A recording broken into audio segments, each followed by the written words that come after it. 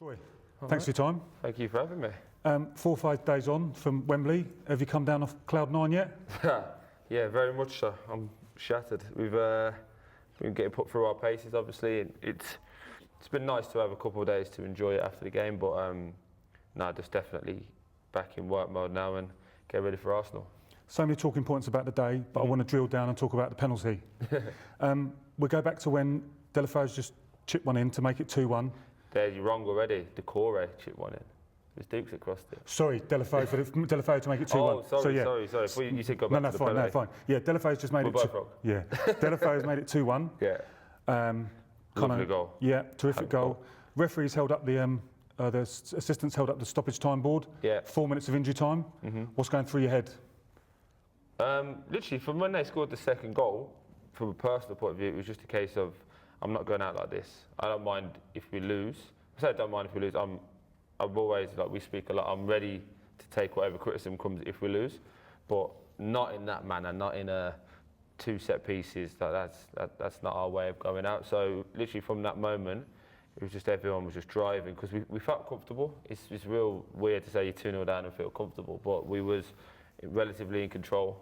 And Wolves were hitting us on the break, and the 2 boys up front were very good in that instance as well. So the fact that we'd get a chance, Jerry's obviously put that one in the top corner, which is remarkable bit of skill and frustrating as well, because you know the talent he's got, and you just wish, obviously not naturally going to score like that every week, but just show those level of performances on a more consistent basis, and then not only that will help us, but it'll get him to where he deserves to be. Just waiting for one cross, because I knew I had the beating of the 3. Personally, I knew I had the beating of the 3. It was just a case of waiting for a half-decent cross to come in, and a lot of the balls towards the end were tired, rushed balls. If you remember, a lot of the diagonals were just going a bit too far, a bit too short, and it was just waiting for one half-decent cross I could go and attack. I kept saying to the lads sitting next to me, we'll get one more chance, one more chance. And then when Chalobah has put that one over, did you think that might have been it? Honestly, in that moment, I didn't actually realise how late in the game that was. I still felt like we had about 5-10 minutes left. That might be down to the fitness levels that the boys are showing, because we just kept going, and it wasn't a case of, like tired legs, and it's like let's get over. We were still fresh and still running over, and see like Dukes again for the cross. Dukes is overlapping, and that's just showing the characteristics of this team really. So when Chalobah had that shot, I was fuming, because it was kind of, if he shoots a cross goal, even if he keeper saves it, there was me and Andre were there to try and have a little bit of a tap in. So that was our frustration with that. And Jose normally strikes a good ball, so it was a moment when you're thinking, could that be it? But then also, I think we'll get another one. So Jerry and Doucouré pick up the ball down the right, ends up with Doucouré putting it in the box. You're kind of towards the back of the pack, but just heading towards the middle. What are you thinking? I'm thinking where he is, if he stands it, I can go and attack it. But if he did what he did, pull it back, because I said there was a big space. So, and to be fair to the gaffer, he spoke about it. When they defend like a line of 5 and 2. So they all retreat. So I thought if he pulls it back, I can get a touch and shoot it. And that ended up being the way. And he pulled it back, and the boy just literally just ran into me. So it was like, I'm not gonna help him and try to stay on my feet. So went down, and knew it was a penalty as soon as he touched it. And the whole VAR thing kind of went out of my mind. It was just a case of trying to calm down and get the heart rate back down. Did you think if I just get a toe here, Dean Duncan might go for the ball?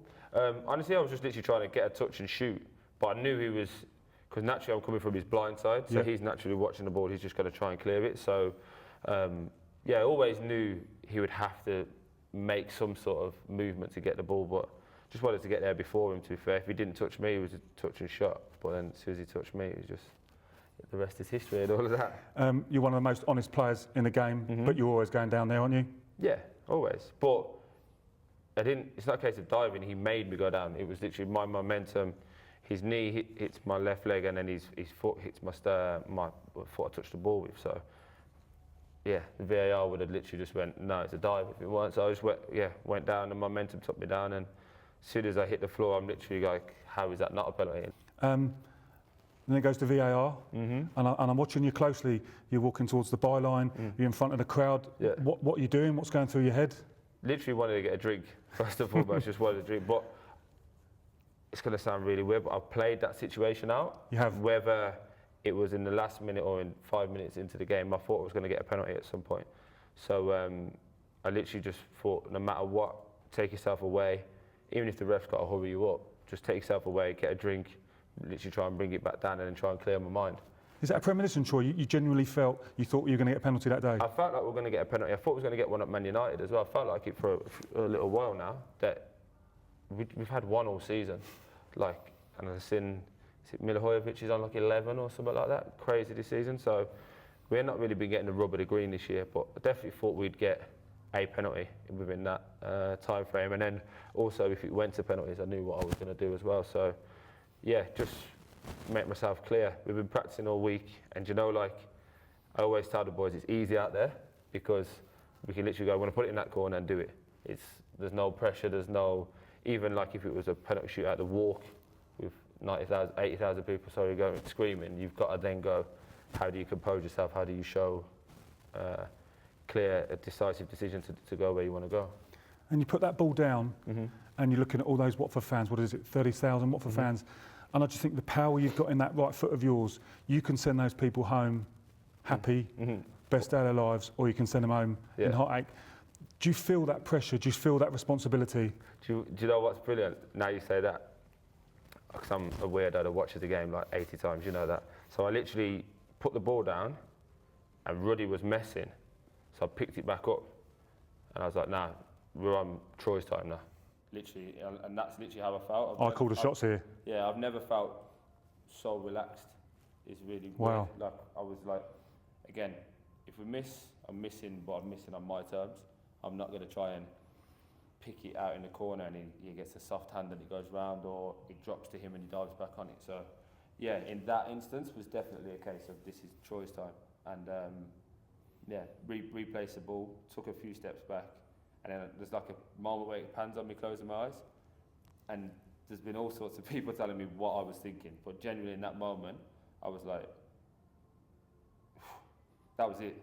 It wasn't, let's go left, let's go right. It was that. So I'd already made my mind up that he was going to stand and just hit it just to the right of him as hard as I can, because that's normally my side, the right-hand side. So I just wanted to hit it as hard as I can.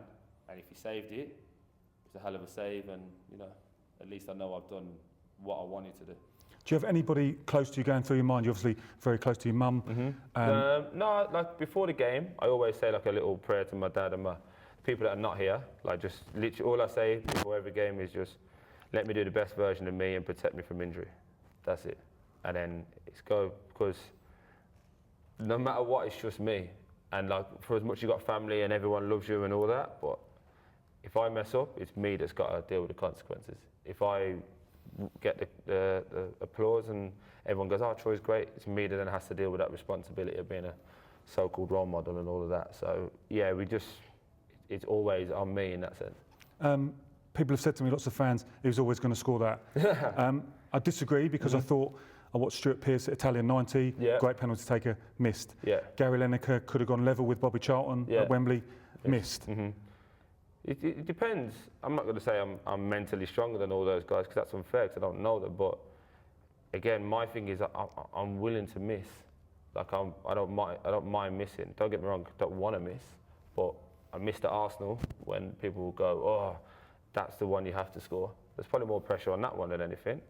Then I missed at Newcastle, and it's like the first one at West Ham. People were like, "Do you want me to take it?" It's like, no, don't worry, I've got this. But it's more of that moment that I can miss, and it don't affect my game. I carry on doing what I'm doing, and if I score, it doesn't affect my game as well. Have you changed your penalty taking style? Because we were talking earlier. I think you used to go to your left. Yeah, go across. And you've changed it. You seem to have gone smash it. Do you know what? I'm more comfortable going across myself, but naturally the way all the analysts and that are now, I know keepers are doing that, so it's more of a mind games thing now. I just get up, like the West Ham one, I knew I was putting it that way and I was hitting it as hard as I can, because again, to go that way, I have to turn my body a little bit more. To go that way, I can just run dead straight at it, and then that gives me the opportunity to go middle or to the right. And drilling down into a bit more detail, had you watched in the week what Ruddy might do? No, I never watched goalkeeper. The only time I got told what a goalkeeper does was Bestie, the analyst, first day, played Blackpool away. He's like, oh, just so you know, the keeper always goes to his left. I was like, oh, that's good then, because I always go to the keeper's right. Keeper goes to the right, saved. I think we lost 1-0. I'm like, never listen to anybody else again. Yeah, so I've never been told. I think I've missed. People are probably correct me. I think I've missed 4 penalties. Missed 5. 5. 5 out of 31. Yeah, I'm trying to think. Blackpool, Brentford away, Arsenal, Newcastle. Who's the other one I'm missing? Is it Reading? Reading? Definitely 5. 5 out of 31. Not bad. Yeah, it's not bad. But I can. Literally 4 come to mind. But yeah, I have to find out that 5th one. But yeah, that's a quiz question for anyone that's watching. But yeah, now just decent stats. But I'm always confident. Like I say, I'm not going to go. If it's a penalty shootout, I'll put me 6th. Like put me wherever, I'll go and take it. You watched it again? Yeah, hundreds of times. Yeah. Does he look like he's going to get a bit of a hand to it? I don't know. People say, oh, we could have done this, but he's thinking I'm going across, so naturally he's trying to make himself as big. But as I say, I thought he was going to stand, so I've just tried to put it that way, because even if he stands and he puts his foot out, it's just too high. So yeah, some would say it's a good penalty. I just don't care as long as it goes in. And you lose yourself when you score something like that? I've never run so fast. Yeah, but to be fair, like Fozzie was saying to me, like it's one of them when all the emotion, because it can't hide away from the fact that you know there's pressure on it. So once it goes in, it's just all the adrenaline, but then it's a rush of, oh, thank God that's done. And then it just, it scored. It was funny because before the penalty, just thought about this, Dukesy come up to me and was like, come on bro, don't miss. And I'm like, that's the worst thing you could say to somebody, you know, like if they was weak in the mind, like I was just literally started laughing. So yeah, it's funny moments, but good. And once that goes in, we're always winning that, aren't we? Yeah, I've said it before. I think as soon as Jerry scored, I thought there was only ever going to be one winner. I thought their substitutions reflected that. You work hard, but you play hard as well. Of course. Troy, do you enjoy those 3 days off? Do you know what? This is the new Troy.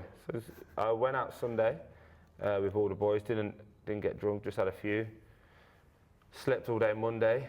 Played with the dog. Tuesday. What did I do Tuesday? Did absolutely nothing Tuesday. Went for a jog and that kind of thing, and then I came in on Wednesday. Yeah, come in and did a bit of work, just because I get bored sitting at home. So I came in, did some work, did some extras, and then back to work Thursday. I've had a debate on Twitter this week, Leicester or Wolves. For you? It'd be nice for people to stop talking about Leicester. It does me head in, to be honest, because I hate the picture of me on fat ass and that. So it's worked hard to lose that cut.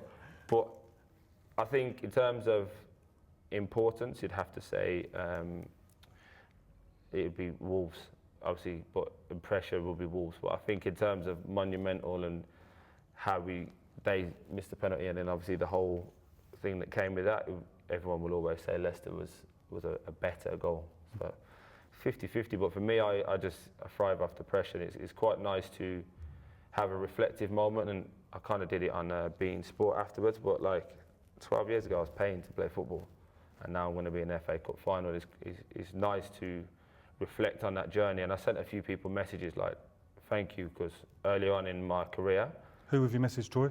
I messaged Mick Housel, the guy that found me, my old football manager, Sol, from Chelmsford Town, messaged him, messaged Jay as well, because that was the guy that used to drive me there, make sure I could get there, and just said, like, you know, thank you, because you guys showed me a level of me that I didn't know was there. And then obviously naturally along the way you'd have coaches like Richard Money was great for me, Martin O'Connor was great for me, Malky was great for me, Dyche was excellent for me, Zola was great. So along the way you get people that push you and keep you going, but just to get to that point was a lot of hard work before that. I was a complete different person at that point. So yeah, just sent a thank you, and you know, like if there's anything, I keep in touch with most of them anyway, but if there's anything I can do, just let me know. Well, I think on behalf of everyone associated with the club, I'd like to thank you for what you've done. So thank you. And roll on the final. Yeah, roll on some more victories. That's what I want. Thanks Troy. Cheers, Dave. Cheers. Thank you. Click here for more video.